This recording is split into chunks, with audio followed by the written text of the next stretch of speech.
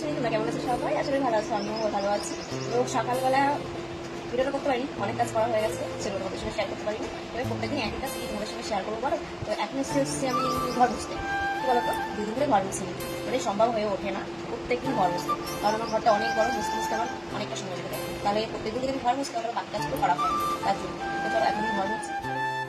আমাদের সঙ্গে একটা কথা শেয়ার করি। এই যে এই দালান ঘরটা মুছতে মুছতে আমার এখন না অভ্যাস হয়ে গেছে। আমি যখন বাপের বাড়িতে যাই তখন আমার ঘরটা লেপতে কেমন যেন একটা লাগে। কারণ কি বলতো, সব কিছু একটা অভ্যাসের উপর পরিণত হয়ে যায়। আমি যখন বাপের বাড়িতে আগে ছিলাম, বিয়ের আগে, তখন আমার ঘর লেপতে কোনো অসুবিধা ছিল না। মানে লিখতে লিখতে একটা অন্যরকম হয়ে গেছিল, যে ঘর দুয়ার না লেপে মুছে রাখলে ভালো লাগে না দেখতে, সেরকম একটা ব্যাপার। কিন্তু এখন আমি যখন বিয়ে হয়ে গেছে, এই বাড়িতে এসেছি, এখন না এই ঘর মুছতে মুছতে আমার ওই কাদামাটির ধরতেই যেন একটা কেমন লাগে। কিন্তু কোনো অসুবিধা নেই, যেহেতু গ্রামের মেয়ে আমি আর গ্রামের বউও আমি, তাই এখন অসুবিধা হলেও কোনো আপত্তি নেই, করতেই হবে, সেটা আমি জানি। আসলে কি বলতো, আমার মা বাড়িতে থাকে না, আমার মা অনেক কষ্ট করে আমার দুটো ভাইকে মানুষ করে, মানে আমার বাবা বেঁচে নেই, তার জন্য। আর আমি অনেক দিন পরে পরে যাই, গিয়ে সব কিছু একটু লেপে মুছে যত্ন সহকারে রেখে আসি।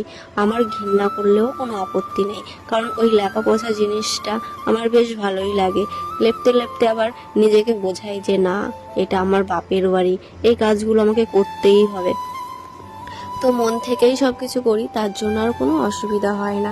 তারপরে দেখো, এইখানে আমাদের বাড়িতে জামরুল খেতে এসেছে, দেখেছো, দুটো বাচ্চা মেয়ে, একজন একটু বড়, তো কি বলতো, ওরা সব সময়ই আসে আমাদের বাড়িতে।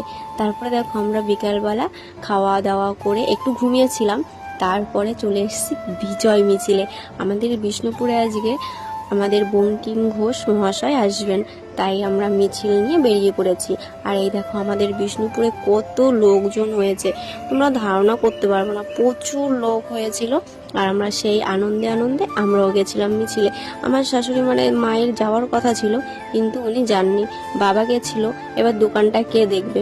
আর তাছাড়াও আমার শাশুড়ি মা গরমটা অত সহ্য করতে পারে না, এই গরমে এত লোকের ভিড়ে, তার জন্য উনি যায়নি, বাবা গেছিল।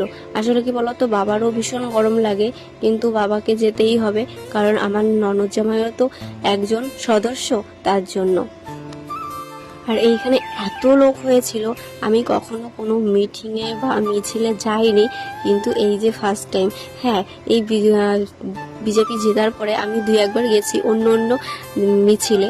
মানে কি বলতো, ওই ওরা যেত পেছন পেছন আমিও যেতাম। মানে কি বলতো, এই বিজেপিটা আসার পরে মানে আমার মধ্যে একটা অন্যরকম ফিলিংস এসেছে। আর তারপরে দেখো, আমরা গুটি গুটি পায়ে বাড়িতে চলে এসেছি। তোমাদের দাদাভাই আনতে গেছিলো, কারণ অনেক রাত হয়ে গেছিলো, একা একা বাড়ি আসা যাবে না, তার জন্য।